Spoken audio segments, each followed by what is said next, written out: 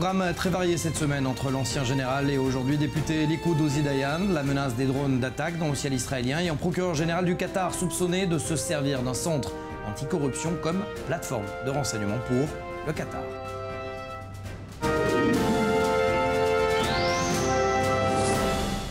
Quelques semaines pour les Américains, plusieurs mois pour les Israéliens. Le temps est compté avant que l'Iran ne se dote d'une arme nucléaire. Regardez, on en parle avec notre premier invité, l'ancien général Ozi Dayan. Israël ou États-Unis, l'inquiétude est la même, mais les délais diffèrent. Selon le ministre israélien de l'énergie Yuval Steinitz, l'Iran pourrait être en capacité de produire une bombe nucléaire d'ici 1 an ou 2.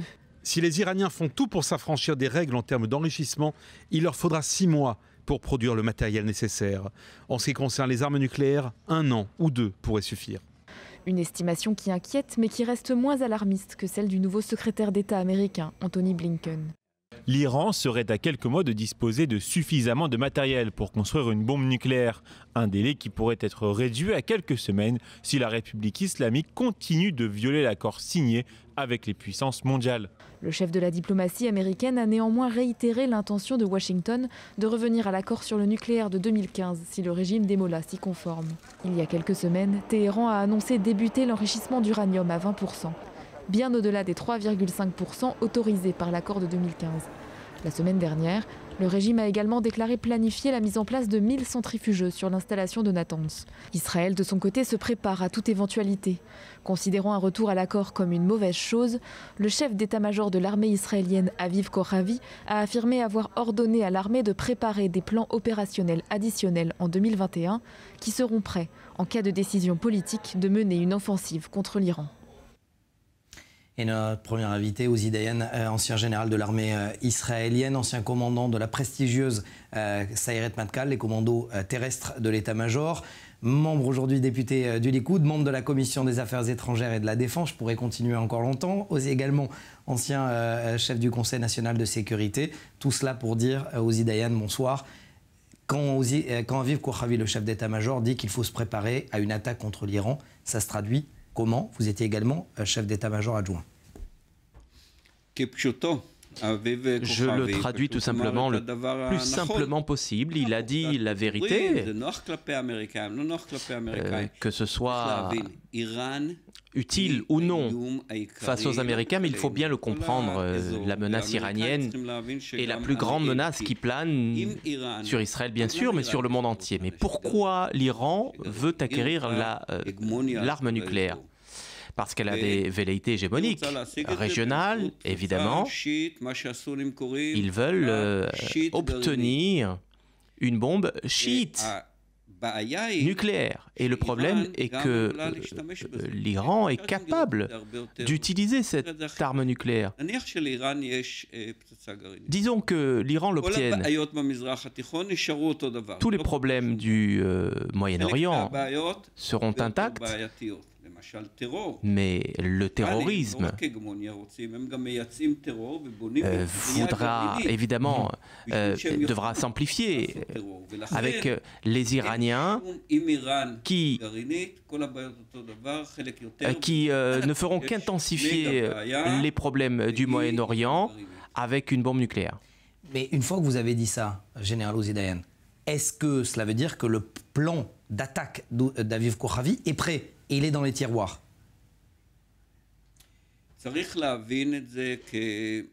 Il faut bien comprendre et il faut rafraîchir tous ces plans militaires.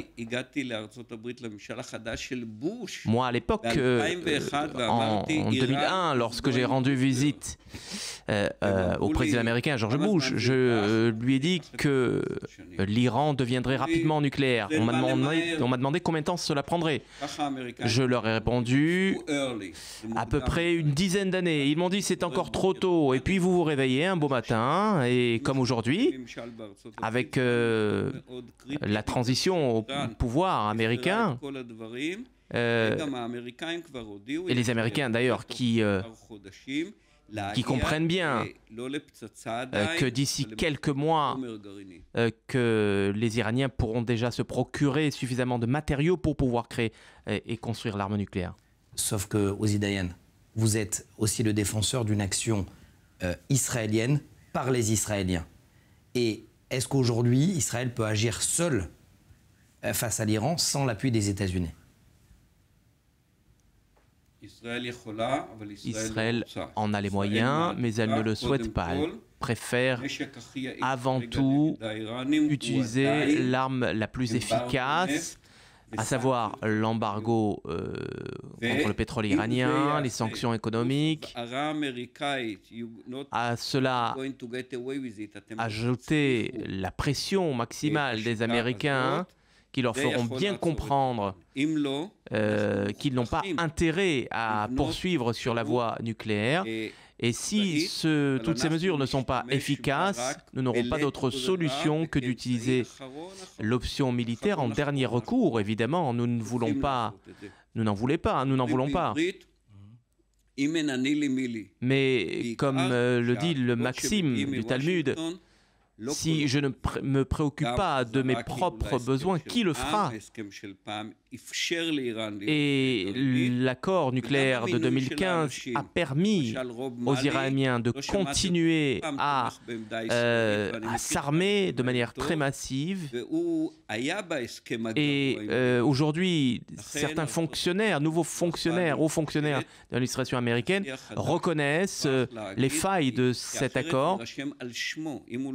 Et l'administration Biden est pleinement responsable. S'il ne s'est pas arrêté à temps les ayatollahs, eh bien ce sera sa première responsabilité.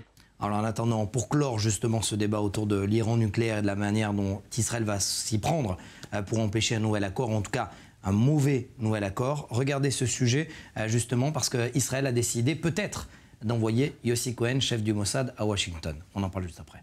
Le chef du Mossad, Yossi Cohen, se prépare à une tournée express à Washington, faite de rencontres à huis clos. Opération dissuasion avec pour thème numéro 1 l'Iran.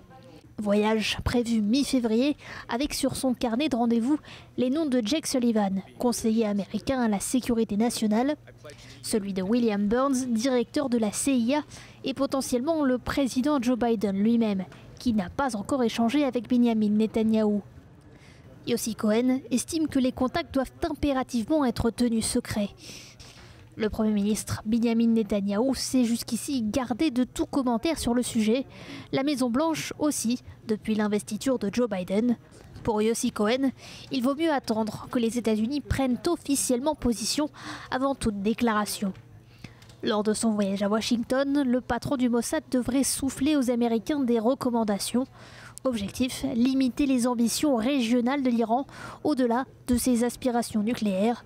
Ces exigences incluraient l'arrêt du soutien iranien aux milices chiites au Moyen-Orient et un retrait militaire de Téhéran, de Syrie, d'Irak et du Yémen. Général Ozidayan, vous connaissez parfaitement bien le Liban et un des anciens généraux dit qu'il faut attaquer maintenant le Liban et les missiles de précision avant qu'il ne soit trop tard. Vous êtes d'accord ? D'un point de vue strictement militaire, ce serait une bonne chose, mais nous ne faisons pas de guerre inutile. Nous attaquerons le Hezbollah seulement si nous étions attaqués. Israël, vous savez, réfléchit de manière très simple. Si vous nous attaquez, vous serez attaqués à votre tour. Ce qui complique la situation au Liban, évidemment, c'est l'Iran qui arme le Hezbollah. Nous voulons repousser, éloigner les Iraniens du Liban, parce que, autrement, cette frontière qu'a Israël avec le Liban et la Syrie, qui pendant toutes ces années a été relativement calme, eh bien, pourrait se réchauffer. Aujourd'hui, nous reconnaissons attaquer au sud de la Syrie et nous ne voulons pas d'un Hezbollah à nos frontières. Je vois derrière le portrait de Hassan Nasrallah. Alors bien évidemment, il n'a toujours pas été éliminé. Celui que vous avez tenté d'éliminer à plusieurs reprises, selon le mythe, entre 8 et 10 fois, c'est Yasser Arafat. Ça vous évoque quoi en fait, Yasser Arafat, quand vous y pensez ? Yasser Arafat, ce que je pense de lui, c'est un architerroriste qui est devenu un politicien déguisé, qui est resté un terroriste qui a trop vécu. Et c'est vrai également pour Hassan Nasrallah. On dit qu'ils n'ont pas de remplaçant. C'est peut-être vrai, mais si par exemple vous lancez une guerre contre le Liban et que dans les premiers jours vous éliminez les dirigeants du Hezbollah, y compris Hassan Nasrallah, eh bien cela aura une incidence sur la tenue de la guerre. Nous avons une politique d'élimination, nous ne la mettons pas toujours en œuvre, ni au Liban, ni dans la bande de Gaza, mais ça reste toujours une option. Je suis obligé de vous poser la question, et ça sera ma dernière question aux Zidayan, parce que j'ai envie de savoir la réponse, oui ou non. Est-ce que le chef des renseignements, à l'époque, vous a menti à vous, lorsque Yasser Arafat était dans un avion, et que vous aviez demandé, vous-même, à votre chef d'état-major d'abattre l'avion à l'intérieur duquel se trouvait Yasser Arafat? Est-ce que oui ou non il vous a menti? Est-ce que oui ou non vous comptiez exploser l'avion en vol?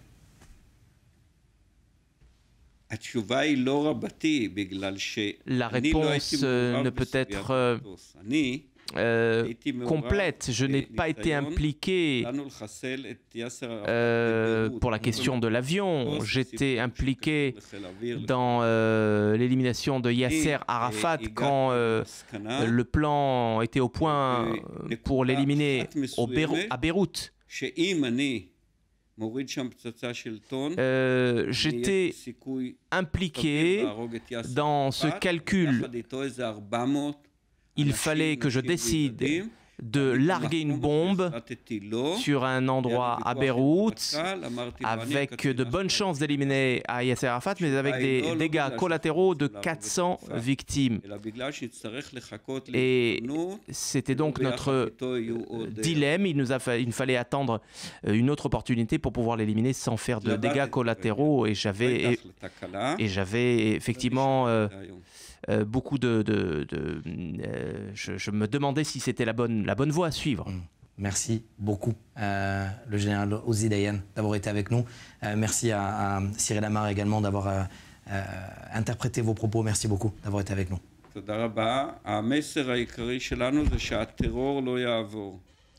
Votre message principal. Le terrorisme ne passera pas. Si nous savons lutter de manière efficace contre le terrorisme ne gagnera pas. Qu'il s'appelle Yasser Arafat, Hassan Nasrallah ou les ayatollahs de Téhéran. Merci beaucoup. Ozi Dayan, député Likoud et ancien général. Et notre deuxième invité, le lieutenant-colonel de réserve dans la défense antiaérienne, unité Megiddo, Yossi Gofer, vous êtes également PDG d'ORAD. C'est une entreprise qui est spécialisée dans la lutte anti-drone. Alors plusieurs mini-drones se sont écrasés en terrain ennemi de l'armée israélienne. D'ailleurs, écrasés ou abattus selon vous?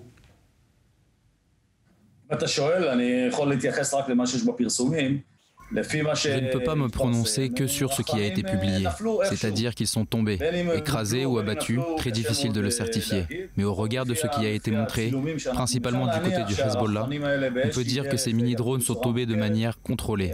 Mais je ne peux pas dire avec certitude s'ils sont tombés d'eux-mêmes ou ont été abattus. Cela change quelque chose d'ailleurs sur la manière dont l'armée va enquêter sur les faits ?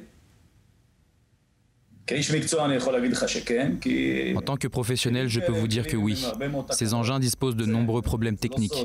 L'armée israélienne utilise des engins plutôt simples que l'on peut acheter n'importe où, des modèles de type DJI. Si cet engin parcourt une certaine distance et qu'il franchit une frontière, il n'est pas étonnant qu'il rencontre des problèmes et qu'il cesse de voler avant de tomber.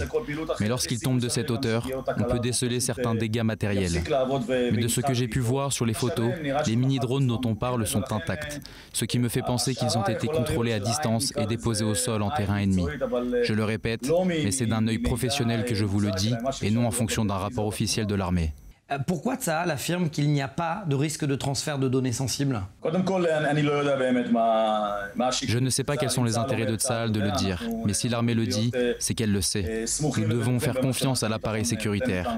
Mais de ce que je sais, il n'y a pas de transfert de données sensibles pour la simple et bonne raison que même si l'appareil s'écrase, les informations sont transmises en temps réel.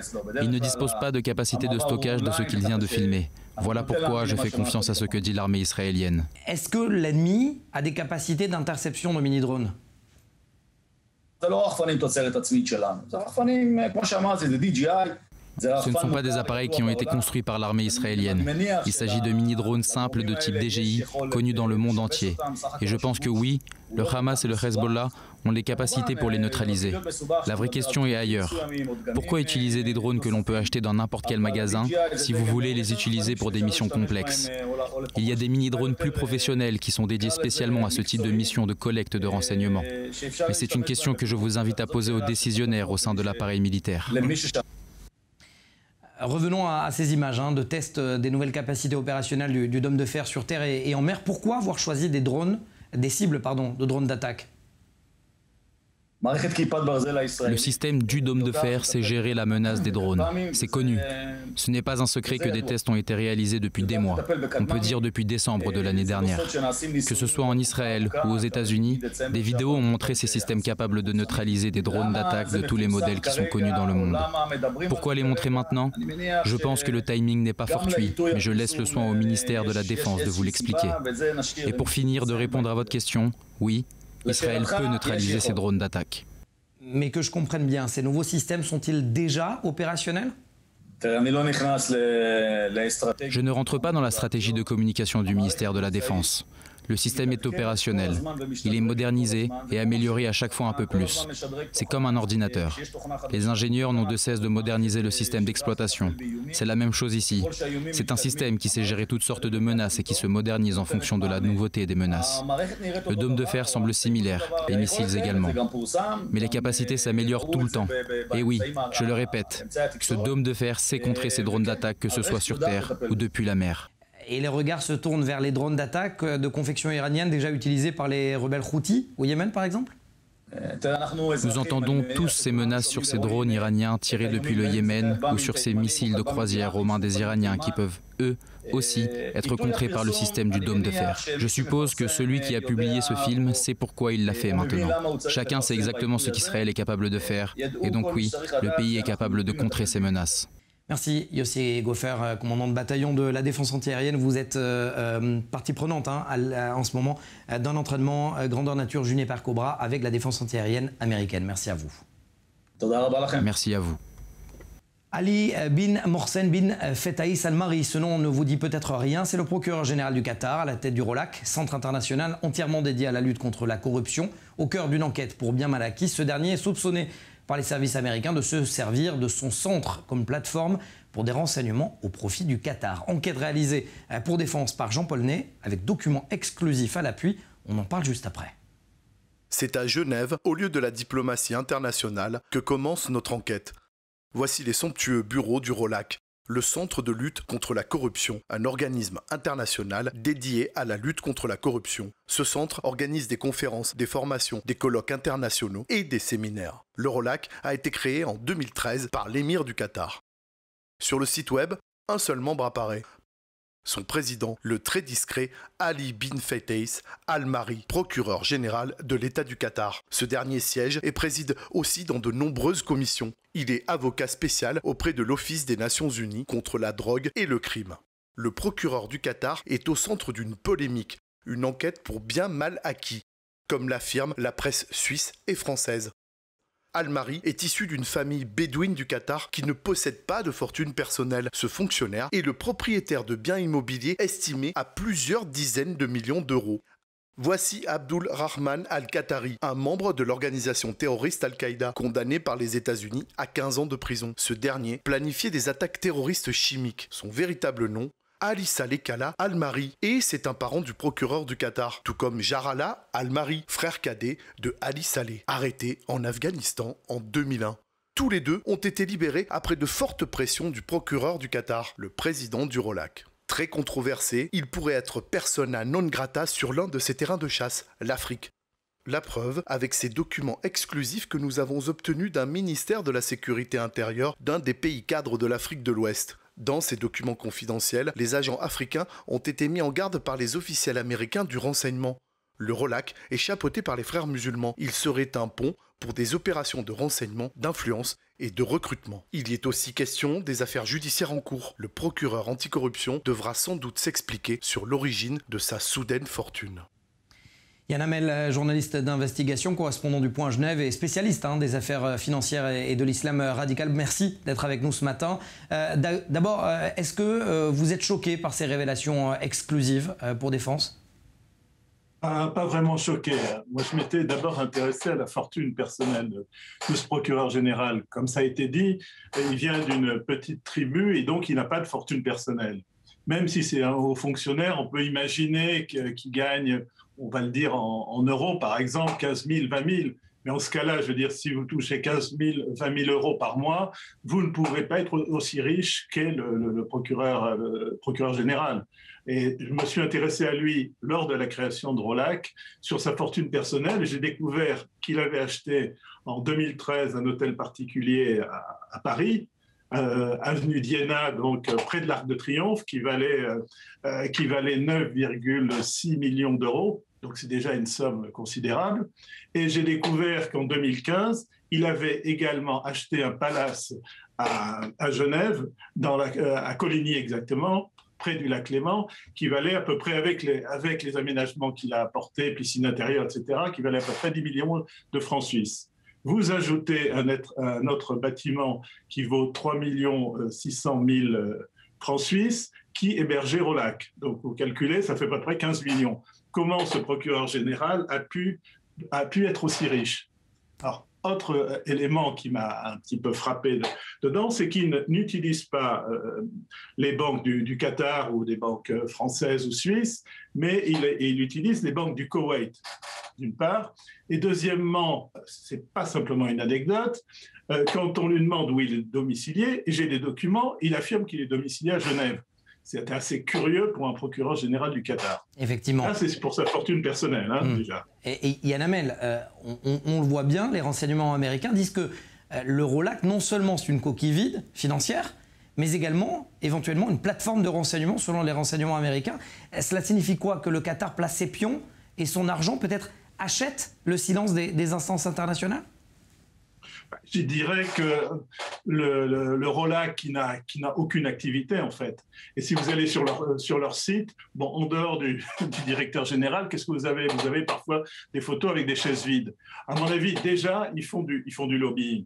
Ils font du lobbying, c'est-à-dire qu'ils donnent, par exemple, des décorations, des médailles à des personnalités, enfin, des gens assez peu connus du grand public chaque année, en les présentant comme des gens qui luttent activement contre la corruption. Or, ces gens sont totalement inconnus. Alors, pourquoi donne-t-on des décorations à des gens qui ne luttent pas contre le terrorisme? Si ce n'est faire du lobbying, inviter tout frais payé au Qatar dans des palaces, des personnalités d'Italie, de Chine ou d'ailleurs. Alors Yann Hamel, je le disais, vous êtes spécialiste aussi de l'islam radical et notamment vous avez enquêté sur la famille de Tariq Ramadan et son frère. Le Qatar, on le sait, a des appointances avec des frères musulmans. Est-ce que cela voudrait dire aussi, via ce ROLAC, que les frères musulmans agissent sous couvert d'une entité, d'une instance internationale? Bonne question. Encore faut-il, il faut être prudent, il faut le démontrer. Simplement, quand on crée le ROLAC, notamment à Genève, pourquoi le crée-t-on? Il y a bien un but. Il y a bien un but. Encore une fois, vous voyez à quoi sert le ROLAC. Il vous dit qu'il aide des pays à récupérer de l'argent détourné, notamment de Tunisie. Alors, ils font des grandes manifestations et disent, voilà, nous allons aider les Tunisiens à récupérer l'argent pris par Ben Ali. Et ensuite, qu'est-ce qui se passe? Il ne se passe rien. Absolument rien. Ils n'ont jamais fait une déclaration en disant, grâce à notre travail, nous avons récupéré X millions. Donc, c'est-à-dire que cet argent disparaît, en fait? Non, ce qu'ils ne font rien. C'est que le but officiel du ROLAC n'est pas le vrai but. Voilà, c'est ça qu'on peut constater. Donc quelles sont les activités du ROLAC? Et c'est ça, donc quand les Américains, et on a vu avec ce document exclusif que nous amène Jean-Paul Ney, sur cette note des renseignements américains, donc le ROLAC servirait de plateforme de renseignement, cela veut dire que, est-ce qu'on peut imaginer dans un deuxième temps que la France, ou la Suisse par exemple, peut être gangrénée de l'intérieur par des agents qataris? Encore une fois, je vous répondrai bonne question, il faut le démontrer. Il y a un autre élément qui est à mon avis assez important, c'est que le procureur général, de par sa fonction, en plus il est en poste depuis 2002, de par sa fonction est une personnalité à haut risque, et donc il aurait dû y avoir une enquête sur sa fortune personnelle. Pourquoi la Suisse et pourquoi la France n'ont pas fait, à ma connaissance encore, d'enquête sur sa fortune personnelle? Mais même un ministre, vous lui demandez, monsieur, vous avez déposé 1 million en Suisse, d'où vient ce million? Car nous connaissons votre salaire. De la même façon, pourquoi il n'y a pas eu d'enquête dans ces deux pays sur la fortune du procureur? Alors, est-ce qu'il est protégé? Est-ce qu'il a réussi, effectivement, en invitant, donnant des médailles, des décorations à certains hauts fonctionnaires, à certains diplomates, d'éviter une enquête pointue sur lui? C'est ça le problème. Autant de questions, malheureusement, auxquelles, pour l'instant, nous n'avons pas de réponse. Et c'est ça. Merci beaucoup, Yann Hamel, journaliste d'investigation, correspondant du Point à Genève et spécialiste de l'islam radical. Merci beaucoup d'avoir répondu à nos questions. Merci, bonne journée. C'est la fin de ce numéro de Défense. Bonne semaine à vous. Vous retrouvez bien évidemment tout au long de la semaine nos émissions, le replay de notre magazine. Et je vous retrouve quant à moi la semaine prochaine. Même heure, même plateau. Vous connaissez l'adage. Soyez en sécurité. Monde de la Défense.